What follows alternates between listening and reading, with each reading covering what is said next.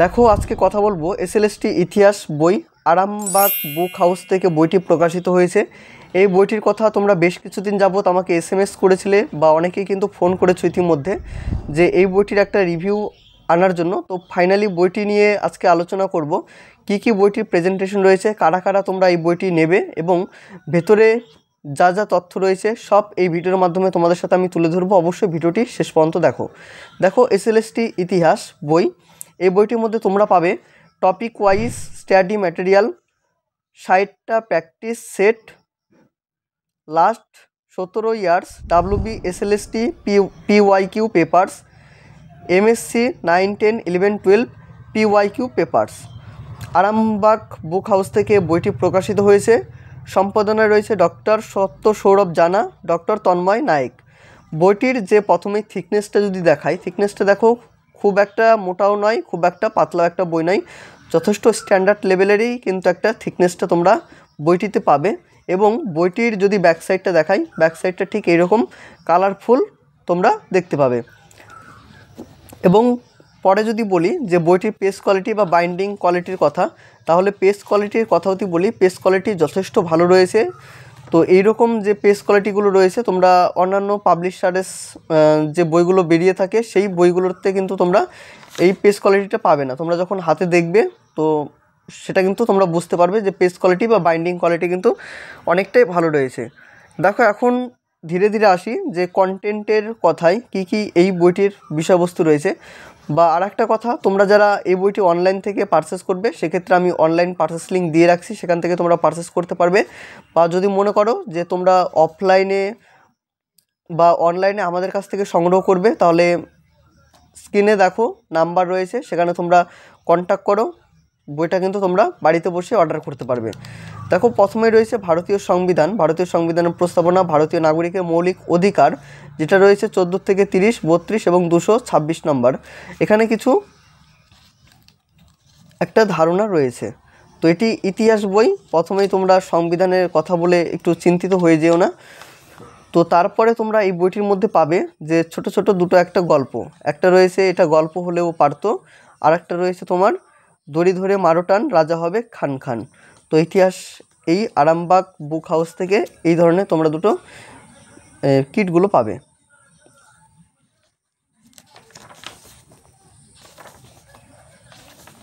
এখানে আর একটা কথা, তোমরা যারা চ্যানেলে নতুন রয়েছো তারা অবশ্যই চ্যানেলটি সাবস্ক্রাইব করে দিও, কারণ এই চ্যানেলে মূলত বিভিন্ন সরকারি চাকরির বইয়ের কিন্তু রিভিউ এসে থাকে। তাহলে অবশ্যই চ্যানেলটি সাবস্ক্রাইব করে দিও। এবং তোমরা যদি মনে করো যে টেলিগ্রাম গ্রুপে জয়েন হবে, তো সেক্ষেত্রে ডেসক্রিপশনেও কিন্তু টেলিগ্রাম গ্রুপের লিঙ্ক দেওয়া থাকবে, তোমরা সেখান থেকে অনায়াসেই জয়েন হয়ে যেতে পারবে। পরবর্তীতে যে সমস্ত আপডেটগুলো রয়েছে তোমরা কিন্তু টেলিগ্রামেই পেয়ে যাবে। দেখো সূচিপত্রতে প্রথমে ইউনিট 1-এ আমরা পাবো সিন্ধু সভ্যতার স্রষ্টা, সিন্ধু সভ্যতার আবিষ্কারের গুরুত্ব, সিন্ধু সভ্যতা হরপ্পা সভ্যতাও বলা হয়, হরপ্পা সভ্যতার বৈশিষ্ট্য, সিন্ধু সভ্যতার বিস্তৃতি, সিন্ধু সভ্যতার বিলোপের কারণ, বৈদিক সভ্যতা, ষোড়শ মহাজনপদ, বৌদ্ধ ও জৈন ধর্ম, মৌর্য সাম্রাজ্য, গুপ্ত সাম্রাজ্য, বাংলার পাল যুগ, সেন যুগ, বিকল্প প্রশ্নাবলী।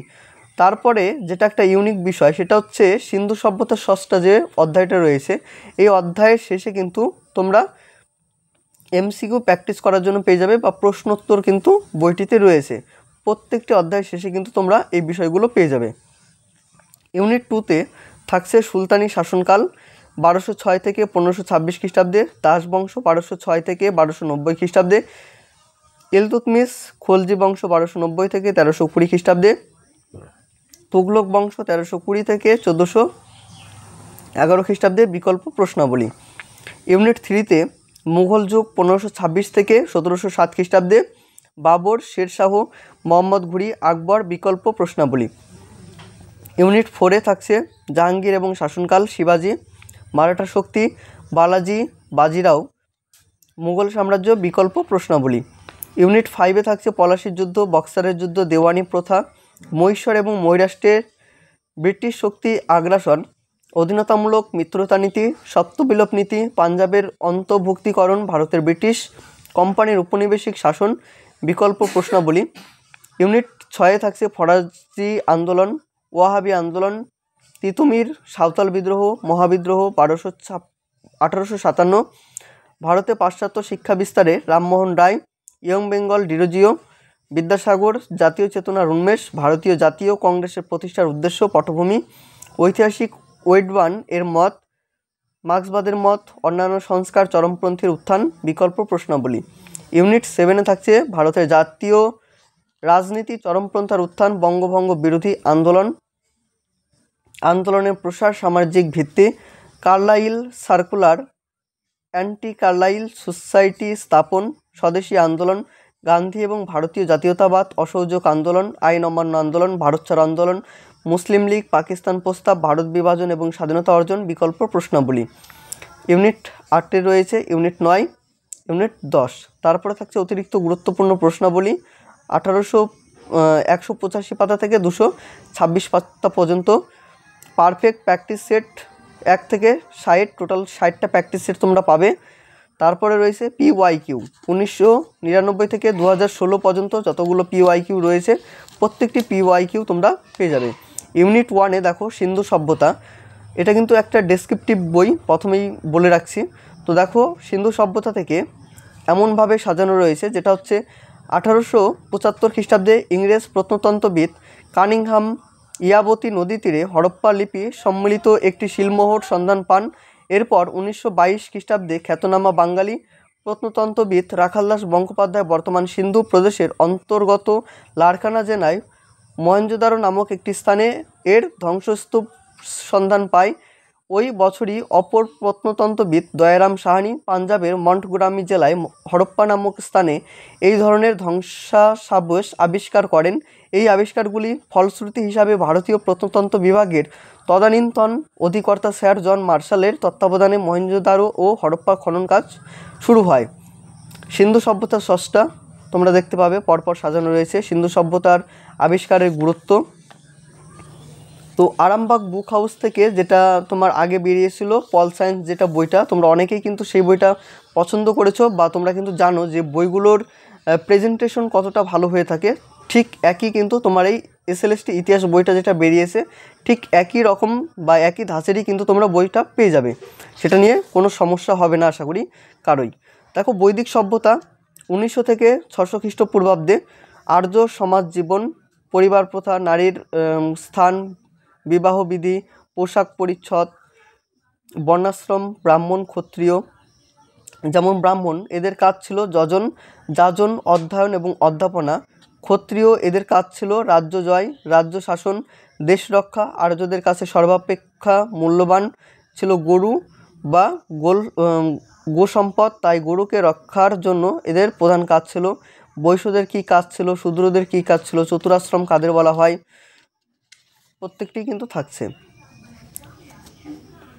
দেখো এটা একটা চার্ট রয়েছে, প্রথমে রয়েছে দৃষ্টি বিষয়, প্রারম্ভিক বৈদিক যুগ খ্রিস্টপূর্ব 1500 থেকে 1000, উত্তর বৈদিক যুগ খ্রিস্টপূর্বাব্দ 1000 থেকে 600। যেটা বলেছিলাম যে অধ্যায় শেষে তোমরা প্রশ্নোত্তর পাবে, সেটা আমি দেখাচ্ছি। সেন যুগ, এটা শাসনকাল রয়েছে, যেমন সামন্ত সেন, জন্ম মৃত্যু অজানা, শাসনকাল 1070 থেকে 1095। এই যেটা বলেছিলাম অধ্যায় শেষে যেটা হচ্ছে প্রশ্নোত্তর থাকবে, এটা কিন্তু তোমার প্রশ্নোত্তর এই বইয়ের বা প্রথম অধ্যায় থেকে। ভারতের প্রাচীনতম সভ্যতার নাম কি? অপশন রয়েছে আর্য সভ্যতা, বৈদিক সভ্যতা, মেহেরগড় সভ্যতা, হরপ্পা সভ্যতা। পরের প্রশ্ন রয়েছে মেহেরগড় সভ্যতা কোথায় অবস্থিত? অপশনে দেখতে পাবে বর্তমানে বাংলাদেশ রাষ্ট্রের অন্তর্গত বেলুচিস্তান প্রদেশের কাছে সমতল ভূমিতে বোলান গিরিপথ এবং বোলান নদীর নিকটবর্তী অঞ্চল। বি নম্বর রয়েছে বর্তমান মাদ্রাস রাজ্যের অন্তর্গত বেলুচিস্তান প্রদেশের কাছে সমতল ভূমিতে বোলান গিরিপথ এবং বোলান নদীর নিকটবর্তী অঞ্চল। সি নম্বর রয়েছে বর্তমান গুজরাট রাজ্যের অন্তর্গত বেলুচিস্তান প্রদেশের কাছে সমতল ভূমিতে বোলান গিরিপথ এবং বোলান নদীর নিকটবর্তী অঞ্চল। ডি নম্বর রয়েছে বর্তমান পাকিস্তান রাষ্ট্রের অন্তর্গত বেলুচিস্তান প্রদেশের কাছে সমতল ভূমিতে বোলান গিরিপথ এবং বোলান নদীর নিকটবর্তী অঞ্চল। হরপ্পা সভ্যতার সমসাময়িক সভ্যতার নাম হলো কি? তোমাদের যদি এই প্রশ্নটার উত্তর জানা থাকে অবশ্যই কমেন্ট করে জানিও। দেখো অনেকগুলোই কিন্তু তোমরা ফার্স্ট অধ্যায় থেকে প্রশ্ন উত্তরগুলো পেয়ে যাবে। ইউনিট 2 সুলতানি শাসনকাল 1206 থেকে 1526 খ্রিস্টাব্দে, ঠিক একই যেটা অধ্যায় আমি প্রথমে যেটা দেখালাম ঠিক একই ধাঁচের বা একই যেটা প্যাটার্ন যেটা রয়েছে বইয়ের, তো সেইভাবেই কিন্তু তোমরা বইটির পেয়ে যাবে। তো ভিডিওটা বেশি বড় করলে তোমাদের দেখতে অসুবিধা হবে, তো আমি চাইছি না ভিডিওটা বেশি বড় করতে। এই যে প্র্যাকটিস সেট তোমরা কিন্তু অনেকগুলোই পেয়ে যাবে যে প্র্যাকটিস করার জন্য। প্র্যাকটিস সেট 38, যেমন ভারতের প্রাচীনতম সভ্যতার নাম হলো কি? আর্য সভ্যতা, বৈদিক সভ্যতা, মেহেরগড় সভ্যতা, হরপ্পা সভ্যতা। কোনটা হবে অবশ্যই কমেন্ট করে তোমরা জানিও। এবং অ্যান্সার যেটা হবে, অ্যান্সারটা কিন্তু তোমরা এখানে পেয়ে যাচ্ছ।